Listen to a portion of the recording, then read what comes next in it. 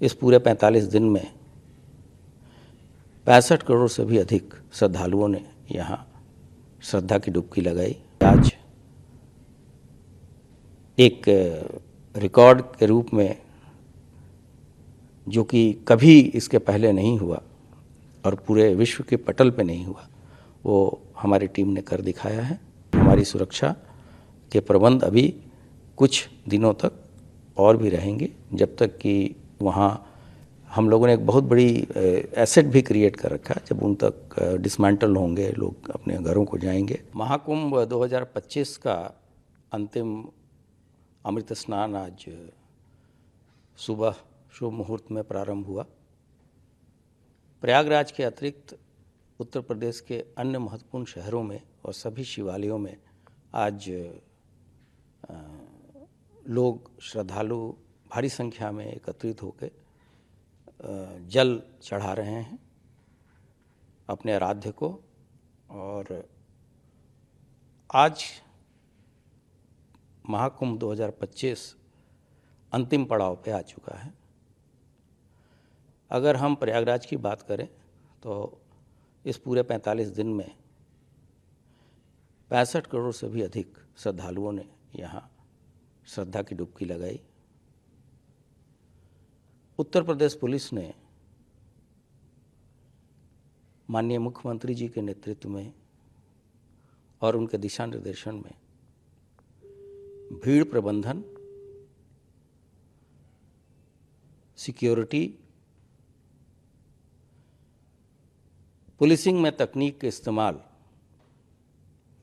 का एक ऐसा अद्वितीय, अनुकरणीय मॉडल पेश किया है जो विश्व में कहीं भी देखा नहीं गया, और इसकी प्रशंसा सभी स्तरों पर लगातार की जा रही है। हमारे साथियों ने पिछले 45 दिन में बिना शस्त्र के अपने व्यवहार से सबका मन जीता है, और ये पुलिस विभाग के मुखिया होने के नाते तथा शासन के लिए भी बहुत ही गर्व का विषय है। हम लोगों ने जो विश्व स्तरीय तकनीक थे उसका इस्तेमाल किया, एआई का भी भरपूर इस्तेमाल किया, चाहे वो क्राउड मैनेजमेंट हो, चाहे वो सर्विलांस हो, और जिस तरह के थ्रेट परसेप्शंस शुरू से आ रहे थे उसको हम लोगों ने पूरी तरीके से ध्वस्त कर दिया। और ऐसा नहीं है कि ऐसे प्रयास नहीं किए गए हों, लेकिन हमारी जो टीम है और हमें जो अन्य संस्थाओं से और अन्य एजेंसियों से जो सहयोग मिल रहा है, ये उसका परिणाम है कि आज एक रिकॉर्ड के रूप में, जो कि कभी इसके पहले नहीं हुआ और पूरे विश्व के पटल पे नहीं हुआ, वो हमारी टीम ने कर दिखाया है। साथ ही साथ हमारी जो अन्य धर्मस्थली है, जैसे वाराणसी, अयोध्या तथा विंध्यवासिनी देवी, वहाँ भी जो भी व्यक्ति यहाँ आए, उन लोगों ने ऐसा देखा गया कि पूरा त्रिकोण पूरा किया है, वाराणसी और अयोध्या का भी। वहाँ भी प्रतिदिन लगभग 5 से 10 लाख श्रद्धालु आते रहे हैं। तो हमारे जो संस्था की या पुलिस की जो एफिशिएंसी पूरी तरीके से टेस्ट की गई, और उसमें सभी लोग खरे उतरे हैं, और बिना किसी बड़े घटना के हम लोगों ने पूरा महाकुंभ को संपन्न कराया है।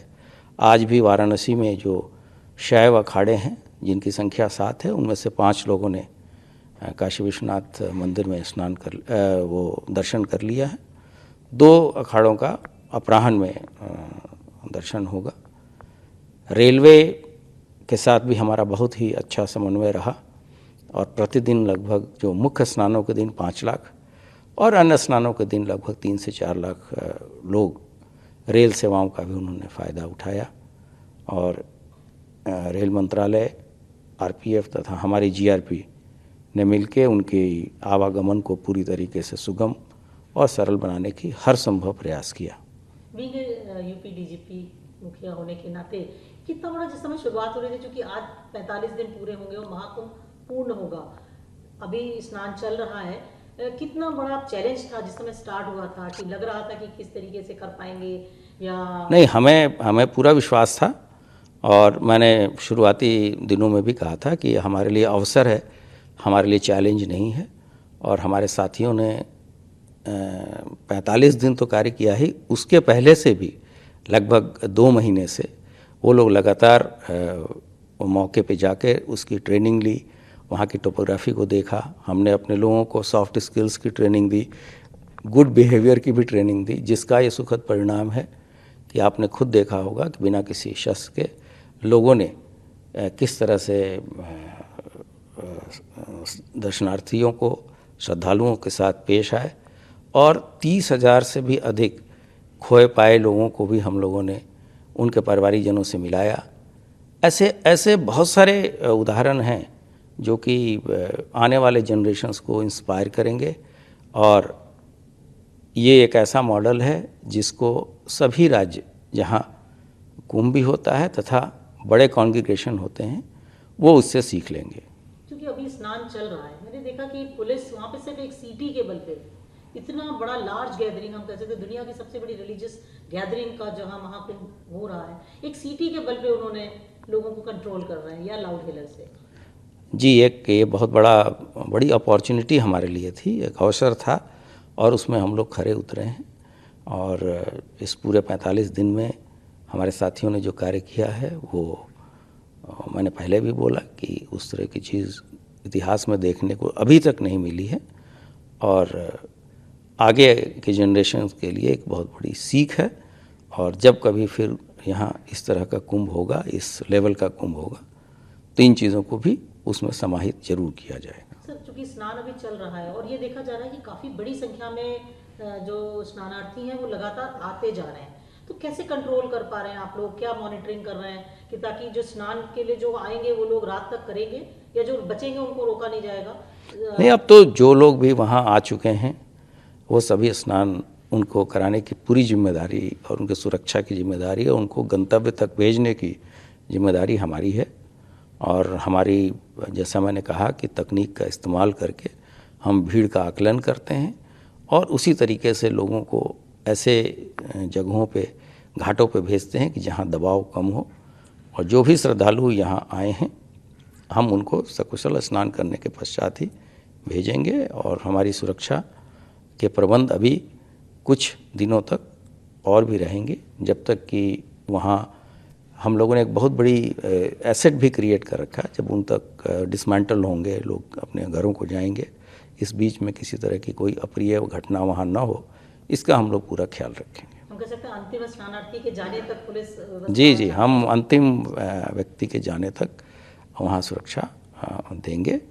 और उसके बाद भी जो संगम पर स्नानार्थी आते हैं उसके लिए भी हमारे प्रयागराज जनपद में ही ऐसी व्यवस्था रहती है कि उनको अबाधित तरीके से हम स्नान कराएं। डीजीपी आपके लिए कितना बड़ा ये हम कह सकते हैं? ये बहुत बड़ा, ये तो ऐसे अवसर सभी लोगों को नहीं मिलते और ये गौरव की बात है। और मेरे लिए तो व्यक्तिगत रूप से बहुत ही मैं कहूँगा कि मेरे लिए तो ये न भूलने वाली बात है और इस चीज़ को मैं हमेशा अपने स्मृति में समेट के रखूँगा।